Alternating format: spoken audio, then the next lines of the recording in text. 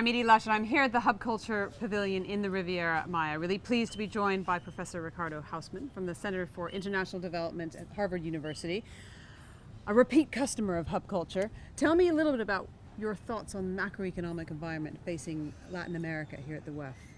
You know, Latin America is facing tougher times this year and next.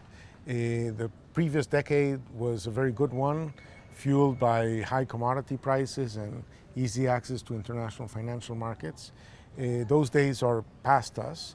And now, as they say, we will find out who was swimming with a bathing suit on and who was swimming naked, because the countries that managed the boom as if it was permanent are now having difficult times. An extreme case in this environment is that of my own country, Venezuela, where even though we're at the end, just not even a year after the end of the largest oil boom in Venezuelan history, it's a country that is facing probably double-digit declines in output this year, triple-digit inflation rates, massive shortages, and a humanitarian situation that is really dire with a collapsing health system, a collapsing nutrition system, and so on.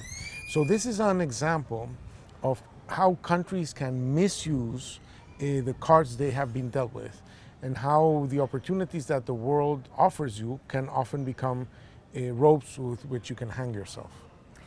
That's at the pretty negative end. Where do you see at the top end of the pile? I think that the countries that had more difficulties growing in the previous decade are the ones that are not terribly focused on commodities and natural resources, mainly Central